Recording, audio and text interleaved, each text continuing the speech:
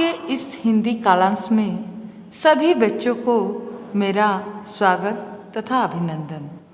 भारत वीर सपूतों और वीरांगनाओं का देश है।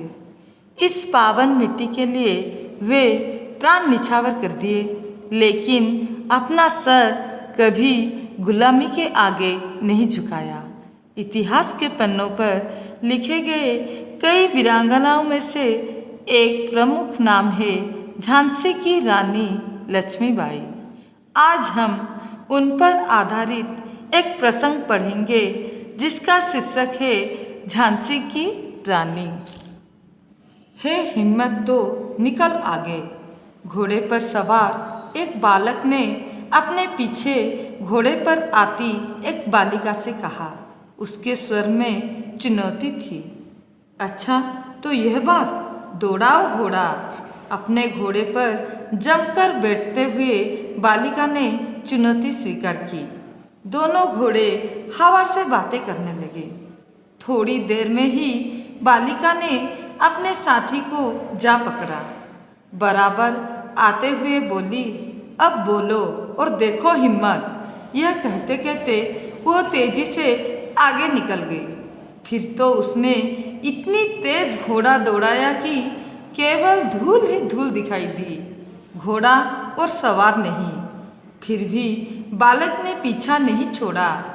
इस प्रयत्न में उसका घोड़ा ठोकर खा गया और वह धम से नीचे जा गिरा। बालक चिल्लाया, मन्नू मैं मरा। अरे यह क्या? बालिका ने घोड़ा मोड़ दिया और वह बालक के पास जा पहुंची। फिर उसने बालक को उठाकर अपने घोड़े पर बैठाया और घर की ओर चल दी।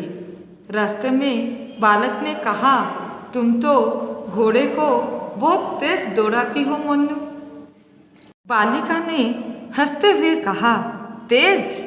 तुमने क्यों कहा था? हे हिम्मत तो निकलो आगे।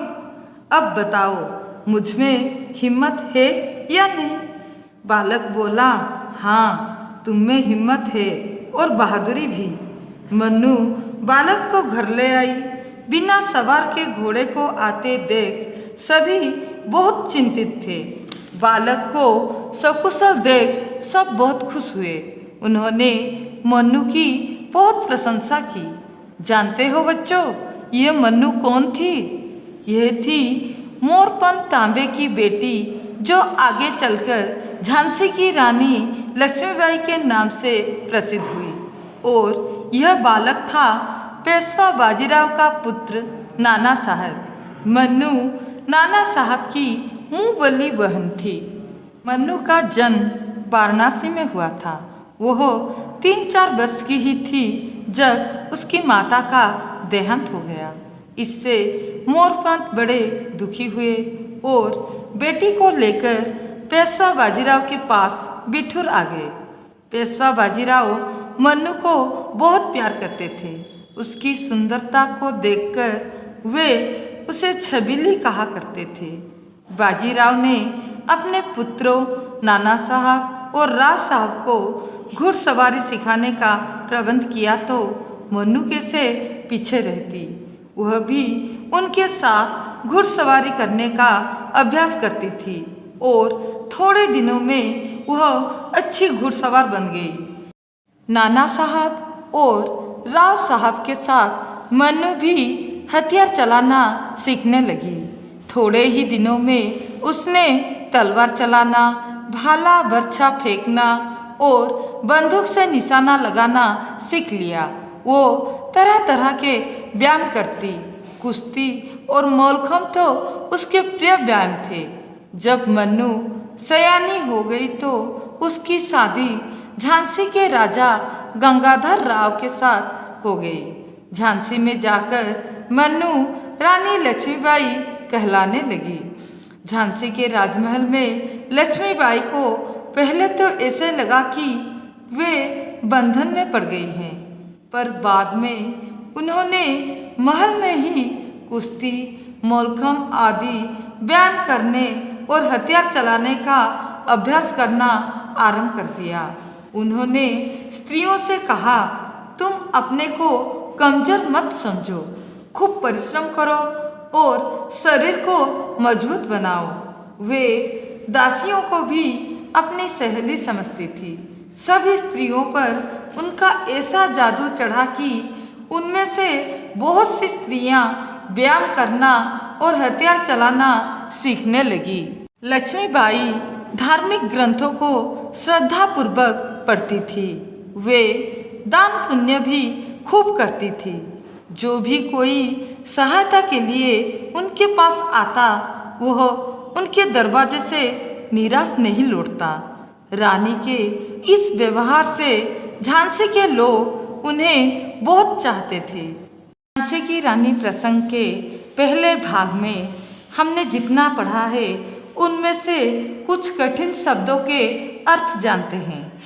चुनौती, चुनौती का मतलब है ललकार, चेतावनी। हिम्मत मतलब साहस। हवा से बातें करना मतलब बहुत तेज भागना। पीछा ना छोड़ना, इसका अर्थ है पीछे लगे रहना। प्रयत्न मतलब चेष्टा, कोशिश। मुंह बोली मतलब मान ली गई।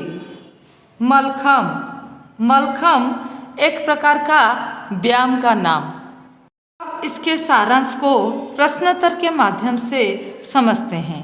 रानी लक्ष्मीबाई के पिता कौन थे? मोरपंत तांबे रानी लक्ष्मीबाई के पिता थे। पेशवा बाजीराव कौन थे? पेशवा बाजीराव बिठूर के राजा थे। पेशवा बाजीराव के कितने पुत्र थे और उनका क्या क्या नाम था? पेशवा बाजीराव के 2 पुत्र थे। उनके नाम नाना साहब और राज साहब था। रानी लक्ष्मीबाई के बचपन का नाम क्या था? रानी लक्ष्मीबाई के बचपन का नाम मनु और छबीली था। मनु का जन्म कहाँ पर हुआ था? मनु का जन्म वाराणसी में हुआ था। पेशवा बाजीराव मनु को छबीली क्यों कहते थे? पेशवा बाजीराव मनु को बहुत प्यार करते थे। उसकी सुंदरता को देखकर वे उसे छबीली कहा करते थे। मनु को कौन कौन से शौक थे? मनु को हथियार चलाना, तलवार चलाना, भाला बर्छा फेंकना, बंदूक से निशाना लगाना, तरह तरह के व्यायाम करना, कुश्ती और मलखम्ब से शौक थे। मनु की शादी किसके साथ हो गई? मनु की शादी झांसी के राजा गंगाधर राव के साथ हो गई। झांसी में जाकर मनु क्या कहलाने लगी? झांसी में जाकर मनु रानी लक्ष्मीबाई कहलाने लगी। लक्ष्मीबाई ने स्त्रियों से क्या कहा? लक्ष्मीबाई ने स्त्रियों से कहा, तुम अपने को कमजोर मत समझो, खूब परिश्रम करो और शरीर को मजबूत बनाओ। अच्छा बच्चों, इस गद्यांश का दूसरा भाग हम अगले कालांश में पढ़ेंगे।